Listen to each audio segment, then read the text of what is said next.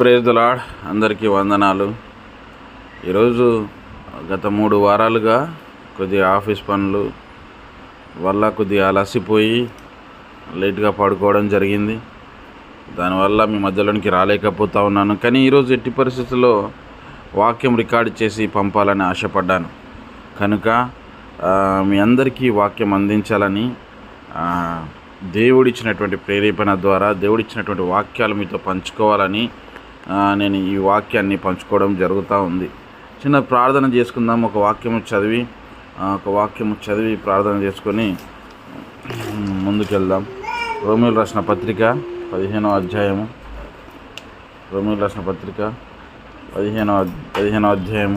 21వ వచనం. రోమీయులు రాసిన పత్రిక 15వ అధ్యాయము 21వ వచనం. ఒకసారి నేను చదువుతాను, దయచేసి వినండి. అక్కడ అపోస్తులైన పౌలు ఏమని మాట్లాడుతూ ఉన్నాడు? నేనైతే మరి యొక్కని పునాది మీద కట్టబడు నిమిత్తము ఆయనను గూర్చిన సమాచారం ఎవరికి తెలియబడలేదో వారు చూతురనియు వినినవారు గ్రహింతురనియు వ్రాయబడిన ప్రకారము క్రీస్తు నామ మెరుగని చోట్లను సువార్త ప్రకటించవలనని మిక్కిలి ఆశ గలవాడనై ఉండి అలాగూ ప్రకటించి తిని. Praise the lord. చిన్న ప్రార్థన చేసుకుందాం కళ్ళు మూసుకొని. మహోన్నతుడా, పరిశుద్ధుడా, నా తర నీకే వందనాలు. కనికరం గల గొప్ప రాజా, గొప్ప దేవా, నా తర నీకే వందనాలు. ఆశ్చర్యకరుడా, నా తర నీకే వందనాలు. అద్వితీయ దేవుడా, నా తర నీకే వందనాలు, స్తోత్రాలు. దేవా, కనికరాత్మ పూర్ణుడా, కనికరం గల రాజా, నీ ఆశ్చర్య కార్యములు ఎంతో గొప్పవి నా తండ్రి. దేవా, స్తోత్రం స్తోత్రం స్తోత్రం. రోమీయులు రాసిన పత్రిక దేవా నా తండ్రి 15వ అధ్యాయం 21వ వచనంలోని మాటలు మేము ధ్యానించుచుండగా నీ యొక్క గొప్ప దేవా నా తండ్రి ధన్యత మాకు ఇచ్చినావు నా తండ్రి. నీ యొక్క గొప్ప వాత్సల్యత మాకు చూపించావు నాయన. దేవా, నీ యొక్క గొప్ప మర్మాలు మాకు బోధించమని, స్వార్థ విషయంలో దేవా మేము ఆసక్తి కలిగి ఏ విధంగా ముందుకెళ్ళాలనే అంశాలు మాకు బోధించమని నేను తగ్గించుకుంటూ నేను ఆనందిస్తూ నజరేయుడైన యేసు పవిత్రమైన నామములో వర్తమానాలు ఉడిపించినాను తండ్రి. Amen amen amen. ఈరోజు అపోస్తులైన పౌలు రోమీయులకు రాస్తూ అక్కడ ఆయన అన్నట వారు వ్రాయబడిన ప్రకారము, అక్కడ కింద ఉంటుంది అన్నమాట, వ్రాయబడిన ప్రకారము క్రీస్తు నామమెరుగని చోట్లను సువార్తను ప్రకటించవలనని మిక్కిలి ఆశ గలవాడనై ఉండి ఇలాగూ ప్రకటన చేస్తేని. ఆయన ప్రకటన చేస్తూ ఉన్నాడు. ఆయన ఆశ ఏంటిదంటే, ఎవరికైతే క్రీస్తు తెలియదో, ఎవరికైతే అసలు క్రీస్తుని ఎరగరో అక్కడికి వెళ్ళి ఆయనకి సువార్త ప్రకటించాలని ఆశ అన్నట. ఎంత గొప్ప ధన్యత చూడండి. ఒక సేవకునిగా, ఒక సువార్థికునిగా, ఒక పాస్టర్గా మరి మనకున్నటువంటి ఆశ ఏమిటి? క్రీస్తు ఉన్నవారి దగ్గరనే, క్రీస్తుని ఎరిగిన వారి దగ్గరనే ప్రకటిస్తున్నావా? లేకపోతే మీ ఊరంతా ప్రకటించినావు క్రీస్తు గురించి, అయినా కొంతమంది విన్నరు, కొంతమంది వినలేదు. అయినా అక్కడితో ఆగిపోకుండా ఇంకా నువ్వు తెలియని చోట్లకు, మీ ప్రాంతంలో, మన జిల్లాలో తెలియని చోట్లకు క్రీస్తు విషయంలో, క్రీస్తు సువార్త విషయంలో నువ్వు ఆసక్తి కలిగి ఉన్నావా? పౌలు వలె ఆసక్తి కలిగి ఉన్నావా? ఒక్కసారి మనల్ని మనం పరీక్షించుకోవాలి. ఈరోజు మనం ప్రకటన చేస్తూ ఉన్నాం సువార్త. అందరం సేవకులమే, అందరము సువార్థికులమే, అందరము పరిచారకులమే. మరి మన ఆసక్తి ఏ విధంగా ఉంది? ఎవరికైతే తెలియదో వాళ్ళ గురించి క్రీస్తు విషయంలో చెప్తున్నావా? ఆ ప్రాంతంలోకి వెళ్తున్నావా? లేకపోతే తెలియని వాళ్ళ ఎంచుకొని మరి ప్రకటిస్తున్నావా? అలాంటి ఆశ నువ్వు కలిగి ఉన్నావా? సువార్త విషయంలో మన బాధ్యత ఏ విధంగా ఉంది? బాధ్యత అనగా రెస్పాన్సిబిలిటీ. దేవుడు నీకు ఒక బాధ్యత ఇచ్చాడు. దేవుడు నిన్ను ఎన్నుకున్నాడు. దేవుడు నిన్ను పరిరక్షించుకొని నిన్ను ఎన్నుకొని మరి నిన్ను నిలబెట్టాడు. ఒక బాధ్యత ఇచ్చాడు. ఏంటిదంటే, వెళ్ళి సర్వలోకమునకు వెళ్ళి సర్వ సృష్టికి సువార్త ప్రకటించండి. సర్వలోకం అన్నాడా? సగం లోకం అన్నాడా? సర్వలోకం అన్నాడు. సగం లోకం అనలే ఆయన, సగం ప్రాంతం అనలేదు. ఈరోజు నా ఊరే దేవుడు నాకు ఇచ్చాడు, ఈ ఊర్లోనే నేను సత్యదాకా ప్రకటిస్తా, ఈ ఊరు తప్ప వేరే ఊరికి నేను వెళ్ళను, వేరే తెలియని వాళ్ళకి నేను ప్రకటించను. No no no no no అలాంటి ఆశలు, అలాంటి దిక్కుమాలిన ఆలోచనలు మనం కలిగి ఉండద్దు. మనం కలిగి ఉండాల్సింది ఏంటంటే ఆశ కలిగి ఉండాలి. పౌలు వలె ఆసక్తి కలిగి ఉండాలి. పౌలు ఇక్కడ 2 విషయాలు నేను అబ్జర్వ్ చేస్తున్నా. ఏంటిదంటే, ఆయనను గూర్చిన సమాచారం ఎవరికి తెలియబడలేదో వారు చూతురనియు, వినిన వారు గ్రహింతురనియు. అబ్బా, ఎంత గొప్ప ఆశ అండి! ఆయన గురించిన సమాచారం అంటే యేసును గురించిన సమాచారం, క్రీస్తుని గురించిన సమాచారం తెలియబడలేదని ఈ అక్కడ సమాచారం ఎవరికి తెలియబడలేదో వారు చూతురని వాళ్ళు తెలుసుకుంటారు, ఆ సమాచారం తెలుసుకుంటారు, వాళ్ళు గ్రహిస్తారు అనే ఆశ ఈయన కలిగి ఉన్నాడు. ఈరోజు ఒక తెలియని ప్రాంతానికి వెళ్ళి సువార్త ప్రకటించాలని ఆశ నువ్వు కలిగి ఉంటే, ఎలాంటి ఆశ అంటే పాజిటివ్ యాటిట్యూడ్ ఉండాలి. అక్కడ మత కళ్ళలో అవుతూ ఉన్నాయి. అక్కడ పెద్ద ఆర్ఎస్ఎస్ వాళ్ళు ఉన్నారు, ఆ ఆర్ఎస్ఎస్ వాళ్ళ వల్ల మాకు ఇబ్బంది అని వెనుకంజి వేస్తే దేవుడు నేను నడిపించలేదు. అప్పుడు లేవా మతతత్వము? పౌలే పెద్ద మతతత్వవాది ఆయన. అలాంటి వాడినే దేవుడు మార్చుకొని తన సేవకునిగా ఈరోజు మతం పేరిట దాడులు చేస్తున్న ప్రతి ఒక్కరు పౌలులాగా ఏదో ఒక రోజు మారరు గాక. Praise the lord. వాళ్ళు దేవుని పిలుపులో ముందున్నట్టు వాళ్ళు. పౌలు ఎంత హింస చేశాడు చూడండి. క్రైస్తవులందరినీ చంపేశాడు. యూదుల మతాన్ని వీళ్ళు ఇష్టమైనట్టు చేస్తున్నారని చెప్పి పౌలు ఆయన చేసి ఏం చేశాడు, ఈ క్రైస్తవులందరినీ హింసించాడు. కానీ ఆ క్రైస్తవత్వం అన్యజనుల మధ్యలో వెలగాలంటే ఎవరిని నియమించుకున్నాడో? దేవుడు అతన్నే నియమించుకున్నాడు. ఈరోజు ఈ అన్యులు మనపైన దాడి చేస్తున్నారేమో, మన మందిరాలపైన దాడి చేస్తున్నారేమో, మన కుటుంబాలపైన దాడి చేస్తున్నారేమో. యేసు నామమున వాళ్ళు కూడా ఏదో ఒక రోజు పౌలు వలె బైబిల్ చేత పట్టుకొని ఎవరికైతే దేవుడు యేసుక్రీస్తు తెలియదో వాళ్ళకు చెప్పుదురుగాక. Praise the lord. ఇంక రెండవదిగా మనం చూసినట్లయితే ఎలాంటి ఆశ కలిగి ఉండాలి మనం చూసినట్లయితే, 1 కొరింథీ 2వ అధ్యాయము, రోమీయులకు రాసిన పత్రిక అయిపోయింది, దాని పక్కనే ఉంటుంది. 1 కొరింథీ 2వ అధ్యాయము 4-5 వచనంలో ఒక మాట ఉంటుంది. మీ విశ్వాసము మనుషుల జ్ఞానమును ఆధారము చేసుకొనక దేవుని శక్తిని ఆధారము చేసుకొని ఉండవలననియు, నేను మాట్లాడినను సువార్త ప్రకటించినను జ్ఞానయుక్తమైన తీయటి మాటలు వినియోగించక పరిశుద్ధాత్మయు దేవుని శక్తియు కనపరచు దేవుని శక్తిని కనపరచు దృష్టాంతములనే మనము ఏమి వినాలి. పరిశుద్ధాత్మ మరి దేవుని దృష్టాంతములను మనము వినాలి, మనము చేయాలి. పరిశుద్ధాత్మ ఇక్కడ ఏముంది క్లియర్గా మరొకసారి చదువుతుంది. పరిశుద్ధాత్మయు దేవుని శక్తియు కనపరచు దృష్టాంతములనే వినియోగించి తిని. ఏమని వినియోగించి? తీయటి మాటలు చెప్పి సువార్త ప్రకటించడం కాదు, ఏదో ఆశ చేసి సువార్త ప్రకటించడం కాదు. తీయటి మాటలు ఆయన వినియోగించలేదు. ఆయన జ్ఞానం, ఆయన ఏమని మాట్లాడు? పరిశుద్ధాత్మయు దేవుని శక్తియు, పరిశుద్ధాత్మను వినియోగించాడు. ఆయన దేవుని శక్తియు కనపరచు దృష్టాంతములనే వినియోగించాడట. పరిశుద్ధాత్మ దృష్టాంతం ఆయన వివరించాడు, ఆయన దేవుని శక్తిని ఆయన వివరించాడు. కానీ తీయటి మాటలు చెప్పి ఈరోజు చాలామంది సేవకులు ఏ విధంగా అయ్యారంటే కల్పనా కథలు, తీయటి మాటలు చెప్పి స్వార్థ ప్రకటించాలని అనుకుంటారు. నో. పౌలు ఏం చేశాడు? పరిశుద్ధాత్మయు దేవుని శక్తియు కనపరచు దృష్టాంతములనే వినియోగించెను. కానీ ఈరోజు మనం వినియోగిస్తూ ఉన్నామా? మనం కల్పనా కథలు మాట్లాడుతూ ఉన్నామా? మనం తీయటి మాటలు చెప్తా ఉన్నామా? ఏదో కథలు చెప్పి సువార్త ప్రకటిస్తూ ఉన్నామా? లేదు. దేవుని దృష్టాంతములు చెప్పాలి. దేవుని శక్తిని కనపరిచే దృష్టాంతములు మనం చెప్పాలి. దేవునిని పరిశుద్ధాత్మయు దేవుని శక్తియు కనపరిచేటువంటి దృష్టాంతములని మనము చెప్పాలని మీకు ప్రేమపూర్వకంగా విజ్ఞప్తి చేస్తూ ఉన్నాను. ఒకటేమో ఆశ కలిగి ఉండాలి, దేవుని శక్తిని పరిశుద్ధాత్మను బోధించేటువంటి దృష్టాంతంలోనే మనము కలిగి ఉండాలి. ఇది మన బాధ్యత. ఈ విధంగా చెప్పడం మన బాధ్యత. ఎందుకంటే ఆనాడు పౌలు ద్వారా దేవుడు చెప్పాడు. ఇక్కడ ఏం చేస్తూ ఉన్నాడు? ఇంకా ముందు మనం చూసినట్లయితే, మీ విశ్వాసం మనుషుల జ్ఞానమును ఆధారం చేసుకోనక, మనుషుల జ్ఞానంను మనం ఆధారం చేసుకోవద్దండి, దేవుని జ్ఞానాన్ని మనం ఆధారం చేసుకోవాలి. దేవుడిచ్చినటువంటి పిలుపును మనం ఆధారం చేసుకోవాలి. దేవుని శక్తిని ఆధారం చేసుకొని, ఇక్కడ కింద ఉంటుంది, కింద మనుషుల జ్ఞానం ఆధారం చేసుకోవద్దు, కానీ దేవుని శక్తిని ఆధారం చేసుకోవాలి. ఈరోజు నువ్వు దేవుని సేవకునిగా ఎన్నుకోబడ్డావంటే అది దేవుని శక్తి. ఈరోజు నువ్వు దేవుని పని చేస్తూ ఉన్నావంటే అది నీ శక్తి కాదు, మనుషుల జ్ఞానం కాదు, నీ జ్ఞానం కాదు, నీ ఇంట్లో వాళ్ళ జ్ఞానం కాదు, కేవలము దేవుని శక్తి, దేవుని పరిశుద్ధాత్మ కాపుదల ఇవి మీరు కలిగి ఉన్నారని గుర్తుపెట్టుకోవాలి. దేవుని శక్తిని ఆధారం చేసుకొని మనము ప్రకటించాలి తప్ప కల్పనా కథలు, తీయటి మాటలు, ఇంకా ఇంకా ఆ స్టోరీలు ఈ స్టోరీలు, అక్కడ ఏదో కల్పనా కథలు చెప్పుకుంటూ నాకు ఎట్లయింది అనే కల్పన కథలు చెప్పుకుంటూ అవి సందర్భానుసారంగా ఉపమానము చెప్తే బాగుంటుంది. దానిలో కూడా పరిశుద్ధాత్ముడు కనిపించాలి, దానిలో కూడా దేవుని శక్తి కనిపించాలి. ఆ ఉపమానంలో కూడా యేసుప్రభు వారు అనేక ఉపమానాల ద్వారా బోధించారు. ఏ విధంగా పరలోక రాజ్యం గురించి, మంచి ముత్యమును పోలి ఉంటుందని, మీరు లోకంలోకి ఉప్పై ఉన్నారని అనేక దృష్టాంతాలు చెప్పాడు. దానిలో దేవుని శక్తి పరిశుద్ధాత్మ కనిపించింది. మరి మన విషయంలో ఆ విధంగా ఉందా? మన విషయంలో ఆ విధంగా కనిపిస్తూ ఉందా? ఒక్కసారి మనల్ని మనం పరీక్షించుకుందాం. ఇంకొక మాట మనం కలిగి ఉండాల్సింది ఏంటంటే, 1 కొరింథీ 4వ అధ్యాయము 15-16 వచనంలో మనకు ఆ బాధ్యత ఉంది. 4వ అధ్యాయము 15-16 వచనం.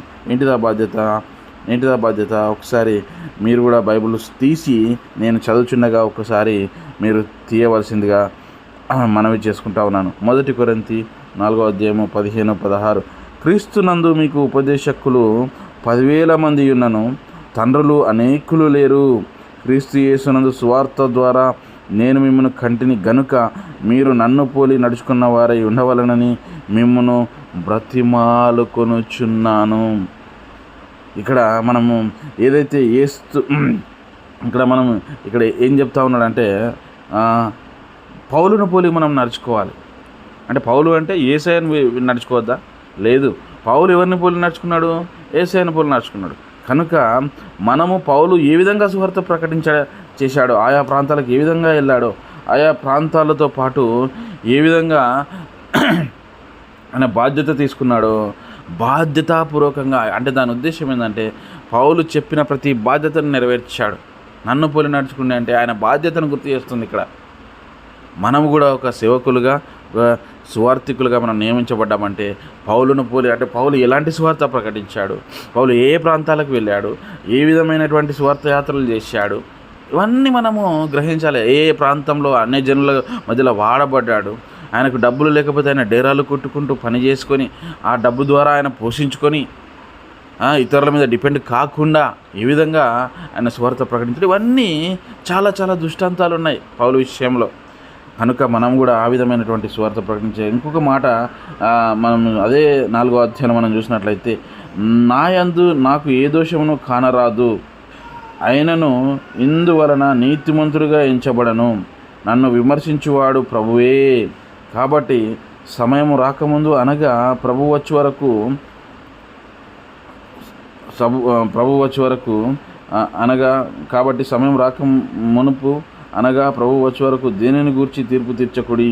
ఆయన అంధకారమందలి రహస్యములను వెలుగులోనికి తెచ్చి హృదయములలో ఆలోచనలు బయలుపరిచినప్పుడు ప్రతి వానికి తగిన మెప్పు దేవుని వలన కలుగును. మనము సేవకులమైనటువంటి మనం ఏం చేయాలి అంటే, మనం ఒక సేవకునికి తీర్పు తీర్చొద్దు.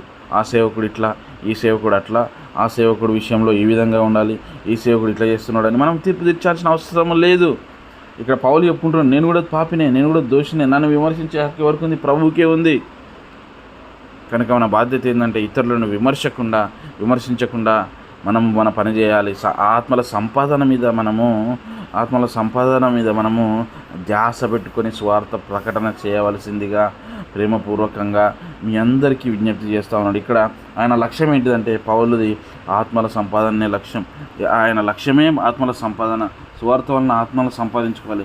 అందుకే మనము ఆయనను పోలి మనము నడుచుకోవాలని ఇక్కడ ప్రేమపూర్వకంగా మీకు విజ్ఞప్తి చేస్తూ ఉన్నాను దేవా. మరి అదేవిధంగా ఇంకా మనం ఏం చేయాలంటే, 1 కొరింథీ 9:16లో మనము దేవుడు మనల్ని ఒక బాధ్యత ఇచ్చినప్పుడు మనం ఎట్లా చేయాలి అంటే, నేను సువార్తను ప్రకటించుచున్నాను. 1 కొరింథీ 9:16, నేను సువార్తను ప్రకటించుచున్నాను, నాకు వచ్చే కారణమేమీ లేదు. సువార్తను ప్రకటించవలసిన భారము నా మీద మోపబడి ఉన్నది. అయ్యో, నేను సువార్త ప్రకటించకపోయిన ఎడల నాకు శ్రమ. దానికంటే 3 వచనం మనం చూసినట్లయితే, నేనైతే వీటిలో దేనినైనా వినియోగించలేదు, మీరు నా ఎడల ఇలాగూ జరగవాలని సంగతులు వ్రాయలేదు. ఎవడైనా నా అతిశయమును నిరర్ధకము చేయకుంటే నాకు మరణమే మేలు. చూసారా ఎంత గొప్పగా చెప్పుకుంటా ఉన్నాడో. ఇంకా దాని కింద చూసినట్లయితే 18వ వచనం, అట్లయితే నాకు జీతమేమి? నేను సువార్త ఆయన సువార్త ప్రకటించకపోతే ఆయనకు శ్రమ అని చెప్పుకుంటా ఉన్నాడు. దాని తర్వాత కింద 18వ వచనంలో మనం చూసినట్లయితే 17వ వచనం నుంచి చూడండి. ఇది నేను ఇష్టపడి చేసిన ఎడల నాకు జీతము దొరుకును, ఇష్టపడకపోయినను గృహ నిర్వాహకత్వము నాకు అప్పగించబడను. అట్లయితే నాకు జీతమేమి? నేను సువార్త ప్రకటించినప్పుడు సువార్త యందు నాకు అధికారమును పూర్ణముగా వినియోగించకుండా సువార్తను ఉచితంగా ప్రకటించుటయే నా జీతము. చూసారా? సువార్తను ఉచితంగా ప్రకటించుటయే నా జీతం. చూశారు కదా? సువార్త ఎవరికి ప్రకటించాలి? తెలియని వాళ్ళకి ప్రకటించాలి. ఏ విధంగా ప్రకటించాలి? ఉచితంగా ప్రకటించాలి. అదే మన జీతము. కానీ ఈరోజు వాళ్ళకు సువార్త చెప్తే నాకేమొస్తుంది? వాళ్ళకు సువార్త ఊర్లోకి వెళ్ళి సువార్త చెప్తే మనకేమొస్తుంది? ఎన్ని డబ్బులు ఖర్చు అవుతాయి? ఈ డబ్బుల విషయంలో కానీ అక్కడ మందిరం కడితే ఎన్ని లక్షలు ఖర్చు అవుతాయి? మరి మనకేమొస్తుంది? నిజమే, ఇలాంటి ఆలోచనలు చేస్తున్నారు తప్ప సువార్త ఉచితంగా ప్రకటించమన్నాడు దేవుడు. సువార్త ఉచితంగా ప్రకటించమన్నాడు. అది మన బాధ్యత. ఉచితంగా ప్రకటించకుండా, సువార్త విషయంలో ఉచితంగా ప్రకటించకుండా జీతము ఆశించి చేస్తే వాళ్ళకు శ్రమ. సువార్త ప్రకటించకపోతే శ్రమ అంటున్నాడు ఈడ. సువార్త ప్రకటించకపోతే శ్రమ. దేవుడు నీకు బాధ్యత ఇచ్చాడు. ఏమని? సువార్త ప్రకటించమని. అది నువ్వు ఉచితంగా ప్రకటించాల్సిందే. నీకు వచ్చే జీతము దేవుడు పరలోకంలో సిద్ధపరిచాడు. సపోజ్ మీరు ఒక పొలంలో దినమంతా చేశారండి, దినమంతా పొలం చేశారు. ముందే ఇస్తాడా జీతము? పోయేటప్పుడు ఇస్తాడా? పోయేటప్పుడు ఇస్తాడు. అంటే మన జీవితకాలం అంతా దేవుని పొలంలో మనం పనిచేయాలి. పనిచేసి మనం పోయినాక అక్కడ మనకు జీతం ఇస్తుంది. Praise the lord. మనం పోయినాక మన జీతం జీవ కిరీటం అనే జీతం. పరలోకంలోకి వెళ్ళినాక అక్కడ మనకు జీతాలు ఇస్తాడు. అదే మన జీతము. ఇక్కడ నువ్వేం ఆశించద్దు ప్రియ సేవకుడా, ప్రియ సువార్థికుడా, ప్రియ సువార్థికుడా, ప్రియ సేవకుడా. కనుక మీరు ఏమి చేయాలి అంటే దేవుని విషయంలో సువార్త ఉచితముగా మనము ప్రకటించే వారంగా మనం ఉండాలి. అనేక బాధ్యతలు ఇప్పుడు మీకు చెప్పాను. ఒకటి, ఆసక్తి కలిగి ఉండాలి.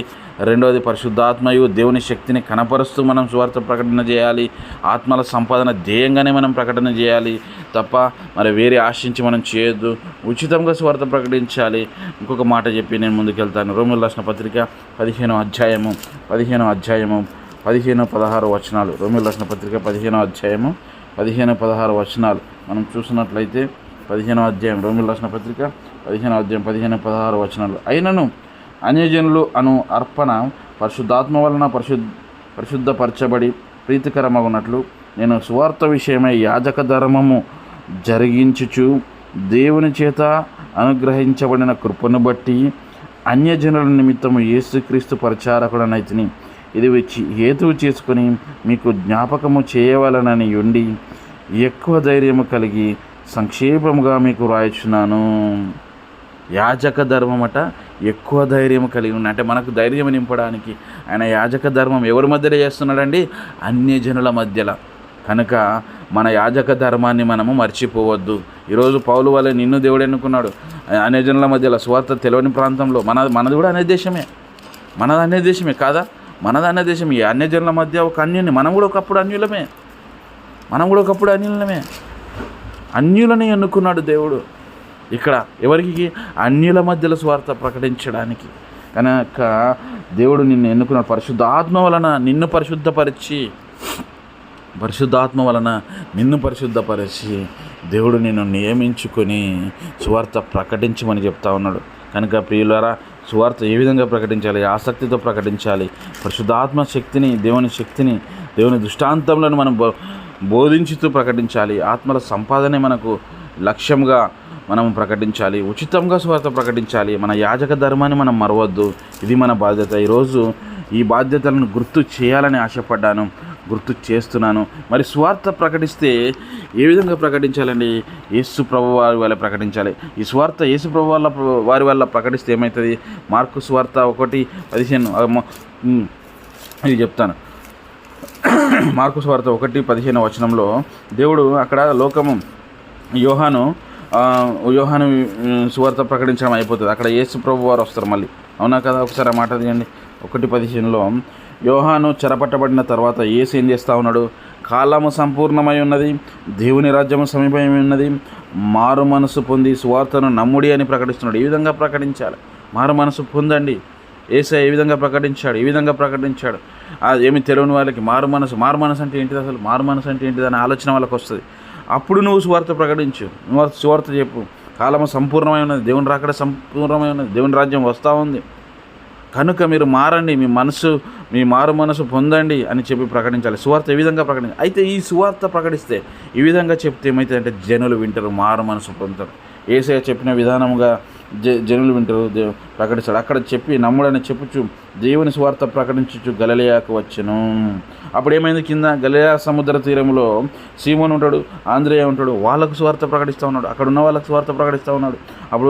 అప్పుడు ఏమైంది, ఆయన శిష్యులను తయారు చేస్తూ ఉన్నాడు. చూసారా, మీరు సువార్త ప్రకటిస్తే, మీరు తెలియని ప్రాంతంలోకి వెళ్ళి సువార్త ప్రకటిస్తే మీరు ఒక శిష్యులను తయారు చేయగలుగుతారు, మీరు అక్కడ చర్చ్ నిర్మించగలుగుతారు. కనుక అక్కడ సువార్త వలన ఏం జరిగిందండి, ఆ ప్రాంతము మారు మనసు పొందగలిగింది. రెండవదిగా ఎఫెసీయులకు రాసిన పత్రిక 1వ అధ్యాయము 13వ వచనం తీయండి. ఎఫెసీయులకు రాసిన పత్రిక 1వ అధ్యాయము 13వ వచనంలో ఒక అద్భుతమైనటువంటి మాట ఉంటుంది. సువార్తను ప్రకటిస్తే ఏం జరుగుతుందో చూద్దాం. సువార్తను ప్రకటించినప్పుడు ఎలాంటి విషయాలు జరుగుతాయో మనం చూస్తాం. ఏ విధంగా జరుగుతాయంటే అక్కడ 13వ వచనంలో మనం చూసినట్లయితే, మీరు సత్యవాక్యమును అనగా మీ రక్షణ సువార్తను విని క్రీస్తునందు విశ్వాసముంచి వాగ్దానము చేయబడిన ఆత్మ చేత ముద్రించబడితిరి. మనమట క్రీస్తు వాక్యమును అక్కడ ఆ ప్రాంతంలో ఎఫెసీయులకు చెప్తా ఉన్నాడు. ఇక్కడ సువార్త విన్న తర్వాత వాళ్ళు ఏమవుతారంటే, సువార్త విన్న తర్వాత క్రీస్తునందు విశ్వాసం వస్తే వాళ్ళకు ఒక స్టాంప్ పడుతుంది. అక్కడ దేని ద్వారా, ఆత్మ ద్వారా వాగ్దానం చేయబడినటువంటి ఆత్మ, ఇక్కడ వాగ్దానము చేయబడిన ఆత్మ చేత ముద్రింపబడుతుంది. సువార్త ప్రకటించబడిన తర్వాత ఆ ప్రాంతం ఆత్మతో నింపబడుతుంది. మనుషులు ఆత్మతో నింపబడతారు. ఆత్మ కార్యాలు అక్కడ జరుగుతాయి. ఆ ప్రాంతంలో ఆత్మ కార్యాలు జరుగుతాయి సువార్త ప్రకటిస్తే. మీరు సువార్త ప్రకటించకపోతే అక్కడ ఆత్మీయ కార్యాలు జరగాయి మీ ప్రియ సేవకుడా. కనుక సువార్త ప్రకటించాలి. ఆ ప్రాంతంలో ముఖ్యంగా మన కరీంనగర్ ప్రాంతం ఆత్మ లేనటువంటి ప్రాంతం. పరిశుద్ధాత్మ అంటే కూడా తెలియదు వాళ్ళకు. చాలామందికి నామకార్థ క్రైస్తవులకైతే ఆత్మ గురించి పట్టింపే లేదు. బైబిల్ ఒక మాట ఉంది తెలుసా, బైబిల్ ఒక మాట ఉంది, అది గుర్తు చేయాలని మీకు ప్రార్థన చేస్తారు కానీ వాళ్ళు కరెక్ట్గా ప్రార్థన చేయాలి. ఈ మాట సందర్భం చెప్పి నేను ముందుకెళ్తాను. అక్కడ ఒక మాట ఉంది బైబిల్లో, ఏమని ఉంది అంటే 14 మొదటి కొరింథీ 14లో 15వ వచనంలో, కాబట్టి ఆత్మతోనూ ప్రార్థన చేతును, మనస్సుతోనూ ప్రార్థన చేతును, ఆత్మతోనూ పాడుదును, మనస్సుతోనూ పాడుదును. క్రైస్తవులు ఈ మాట నిజంగా ఆత్మతో చేస్తున్నారా? పెదవులతో చేస్తున్నారు చాలామంది. పెదవుల నుంచి గుండెలు మనసులో ఏది ఉంటుందో అదే పెదవులతో చేస్తున్నారు. కానీ ఆత్మతోని కలిసి ప్రార్థన చేయాలి, ఆత్మతో పాడాలి. మనం నీ పాట రాదా, నీ గొంతు సరిగా లేదా, ఆత్మతో పాడు. అద్భుతంగా దేవుడు ఆలకిస్తాడు. నీ గొంతును చూడాడు దేవుడు, నీ యొక్క మనసును చూస్తాడు, నీ యొక్క నీ ఆత్మ ఏ విధంగా దేవుని సన్నిధానాన్ని చేరుకుంటుంది, ఆత్మ ఏ విధంగా దేవుని స్తుతిస్తుంది, అది దేవుడు చూస్తూ ఉంటాడు తప్ప ప్రియ సేవకు కూడా మరి నా గొంతు సరిగా లేదు, నేను మనసుతో ప్రార్థన చేస్తాను, నేను పెదవులతోనే ప్రార్థన చేస్తాను, ఈ విధంగా కాదు. మనం ఆత్మతోనూ ప్రార్థన చేయాలి, మనసుతోనూ ప్రార్థన చేయాలి. బైబిల్లో రాశారు, నేనే బైబిల్లో ఉన్నది చెప్తున్నాను. ఆత్మతోనూ మనసుతోనూ ప్రార్థన చేయమని, ఆత్మతోనూ మనసుతోనూ పాడును అంటే ఇక్కడ స్తుతించడం చేయమని దేవుడు చెప్తా ఉన్నాడు. ఇంకా మనం సువార్త ప్రకటిస్తే ఏమవుతుందంటే, రోమీయులకు రాసిన పత్రిక ఆ ప్రాంతం రక్షించబడుతుందండి. రోమీయులకు రాసిన పత్రిక 1వ అధ్యాయం 16వ వచనంలో అద్భుతమైనటువంటి మాట ద్వారా దేవుడు ఈరోజు మాట్లాడుతూ ఉన్నాడు. అంటే సువార్త ప్రకటిస్తే ఏమి లాభము, సువార్త మన బాధ్యత. సువార్త ఏ విధంగా చేయాలని ముందు చెప్పాను, ఫస్ట్ 5, తర్వాత ఈ 5 సువార్త ప్రకటిస్తే ఏమి జరుగుతుందో మనం చూస్తాం. 16వ వచనంలో, సువార్తను గూర్చి నేను సిగ్గుపడి వాడును కాను, ఏలయనగా నమ్ము ప్రతివానికి మొదట యూదునికి గ్రీసు దేశస్థునికి కూడా రక్షణ ఏం చేస్తుంది, రక్షణ కలుగజేయుటకు అది దేవుని శక్తి అయి ఉన్నది. Praise the lord. సువార్త అంటే దేవుని శక్తి. దేన్ని కలుగజేయడానికి, రక్షణ కలుగజేయడానికి. అది గ్రీసు దేశస్థుడు, యూదుడు, లేకపోతే పలానా క్రైస్తవులు, పలానా జాతి, పలానా తక్కువ కులము, పలానా ఎక్కువ ఈ నీచ కులానికే సువార్త ప్రకటించడం అని కాదు, అందరికీ ప్రకటించాలి. దాని దేవుని శక్తి ద్వారా వాళ్ళకు రక్షణ వస్తుంది. రక్షణ లేకపోతే మనము దేవుణ్ణి చూడలేము, దేవుని రాజ్యం మనం చేరలేము. ఇది మనము గ్రహించాలి. సువార్త వలన మనకి ఏం జరుగుతుందంటే రక్షణ వస్తుందట. అది మొదట గ్రీసు దేశస్థునికి, తర్వాత యూదునికి, ఎవరికైనా కానీ. మొదట యూదునికి, గ్రీసు దేశస్థునికి, ఎవరికైనా కానీ. యూదులు అంటే దేవుణ్ణి ఆల్రెడీ పాత నిబంధనలో ఉన్నటువంటి యూదులు ఇక్కడ చెప్తా ఉన్నారు. గ్రీసు దేశస్థుడు అంటే ఇక్కడ అన్యజనుడితో సమానం. గ్రీసు దేశస్థుడు అన్యజనుడితో అంటే సువార్త ఎవరికో ఒక వర్గానికి చెందింది కాదు. ఇది సువార్త అనేది ప్రతి ఒక్కరికి చెందింది. సువార్త అనేది ప్రతి ఒక్కరికి చెందిన విషయంగా మనము గ్రహించాలి. ప్రతి ఒక్కరికి సువార్త అందించాలి. సర్వలోకంలోకి వెళ్ళి సర్వసృష్టికి మనము సువార్త అందించవలసిన వారమే ఉన్నాం. ఇంకా సువార్త ద్వారా బాప్తిజం జరుగుతుంది. సువార్త పొందిన తర్వాత, సువార్త విన్న తర్వాత, వాక్యం విన్న తర్వాత మీరు అపొస్తలుల కార్యములు 6, అపొస్తలుల కార్యములు 8, 12, అపొస్తలుల కార్యములు 8, 35 నుంచి 38 వరకు మనకు చూసినట్లయితే అక్కడ చాలామంది దేవుని అంగీకరించిన తర్వాత వాళ్ళు బాప్తిజం తీసుకున్నారు. బాప్తిజం అంటే burying your old situations and born again in Christ in spirit. పాత జీవితాన్ని, పాత రోత జీవితాన్ని విడిచిపెట్టి నూతన జీవితాన్ని మనము క్రీస్తులో లేపడమే బాప్తిజం. కనుక ఈ విధమైనటువంటి బాప్తిజం సువార్త ప్రకటిస్తే ప్రాంతమంతా బాప్తిజం తీసుకుంటారు. దేవుని ఆత్మతో వాళ్ళు దేవుని ఆత్మను పొందుకుంటారు. మళ్ళీ చివరిగా ఈ సువార్త లక్ష్యం ఏంటంటే, సువార్త వల్ల ఏం జరుగుతుందంటే 1 కొరింథీ 4:15-16 చెప్పినట్టు ఆత్మల సంపాదన జరుగుతుంది. కనుక సువార్త విషయంలో మన బాధ్యత ఏంటి? మరొకసారి రిపీట్ చేస్తా ఉన్నాను. ఆసక్తి కలిగి ఉండాలి. పరిశుద్ధాత్మ శక్తితో మనం బోధించాలి. దృష్టాంతములను ఆత్మల సంపాదన లక్షణంగా ఉండాలి. ఉచితంగా సువార్త ప్రకటించాలి. దేన్ని ఆశించద్దు, సొమ్మును ఆశించద్దు. సువార్త విషయంలో ఉచితంగా మనం ప్రకటన చేయాలి. సువార్త విషయంలో యాజక ధర్మాన్ని మనము మరవద్దు. ఇది మన బాధ్యతలు. అయితే సువార్త ప్రకటిస్తే ఏమవుతుంది ఆ ప్రాంతంలో అంటే, ఆ ప్రాంతం వాళ్ళు మానమరుచుకుంటారు, క్రీస్తును విశ్వసిస్తారు, రక్షణలోనికి వస్తారు, బాప్తిజం తీసుకుంటారు. బాప్తిజం తీసుకొని ఆత్మల సంపాదన వాళ్ళు కూడా జత పనివారిగా మనము వాళ్ళని ఎన్నుకోవడం జరుగుతుంది. కనుక ప్రియ సేవకురాలు ఎవరైనా ఉన్నా, తోటి సేవకులు ఎవరైనా ఉన్నా, తోటి ఇవాంజలిస్టులు ఎవరైనా ఉన్నా, మనం గ్రహించవలసింది ఏంటంటే, ఆత్మల సంపాదనే మనం జీతముగా మనము చూస్తూ దేవుడిచ్చిన బాధ్యతలను ఈ విధంగా నెరవేర్చి దేవుని సన్నిధానంలో ఆయన ఇచ్చినటువంటి బాధ్యత, ఆయన ఇచ్చినటువంటి జీతం మనం పొందుకోవాలని ప్రేమపూర్వకంగా హెచ్చరిస్తూ, విజ్ఞప్తి చేస్తూ ముగిస్తూ ఉన్నాను. దేవుడు మిమ్మల్ని, మీ కుటుంబాలను దీవించునుగాక. చిన్న ప్రార్థన చేసుకొని ముగించుకుందాం. మహోన్నతుడా, పరిశుద్ధుడా అన్న తండ్రి, సువార్త విషయంలో నువ్వు ఇచ్చినటువంటి బాధ్యత, సువార్త విషయంలో దేవన్న తండ్రి నువ్వు చూపించినటువంటి బాధ్యతలు మేము ఎరిగి ఉన్నాము నాయన. అపొస్తలుడైన పౌలు ఆయనను పోలి ఏ విధంగా సువార్తను ఆత్మలను సంపాదించుకున్నాడు అన్న తండ్రి, ఆ విధమైనటువంటి పోలిక మేము కూడా కలిగి ఉండే భాగ్యం దయచేయము. దేవుని శక్తిని మీరు బోధించాలి. దేవుని శక్తితో దృష్టాంతంలో మేము బోధించాలి. ఆశ కలిగి మేము బోధించాలని మేము తెలుసుకున్నాము నాయన. ఎంత గొప్ప దేవుడు నా తండ్రి. సువార్త ప్రకటిస్తాయి ఆ ప్రాంతాలు ఏ విధంగా అభివృద్ధి చెందుతాయి, ఏ విధంగా దేవునిలో అభివృద్ధి చెందుతాయో, ఏ విధంగా ముందుకెళ్తాయో, దేవునిలో ఇంకా ముందుకెళ్తాయో మేము తెలుసుకున్నాము నా తండ్రి. నువ్వు ఇచ్చినటువంటి దేవానా తండ్రి, ఈ సమయాన్ని బట్టి నీకు వందనాలు దేవానా తండ్రి. ఈ వాక్యం వినిచుండగా సువార్థికులు మరి సేవకులు అందరూ దేవానా తండ్రి ఆయా బాధ్యతలు నెరవేర్చుకునే విధంగా వాళ్ళను తయారు చేయమని దేవా, అలాంటి శక్తి వాళ్ళకు అనుగ్రహించమని, అలాంటి కృప వాళ్ళకు అనుగ్రహించమని దేవా, నీ యొక్క కృప ద్వారానే మేము బోధిస్తున్నాము. నా మాటలు కాదు కానీ నీ మాటలు మేము బోధించామని నమ్ముతూ, విశ్వసిస్తూ మా మధ్యలో గొప్ప కార్యాలు చేసే దేవా, నీకే స్తుతులు స్తోత్రాలు తెలియజేసుకుంటూ నన్ను తగ్గించుకుంటూ నేను ఆనందిస్తూ నజరేయుడైన యేసు పవిత్రమైన నామమున మిక్కిలి వినంత బతిమాలు వేడుకొంచున్నాను తండ్రి. Amen, amen, amen. Thank you అండి. God bless you. తిరిగి వచ్చే వారం మనం కలుసుకుందాం. వచ్చే వారం మీ మధ్యలో ఉండడానికి ప్రయాసపడతాను.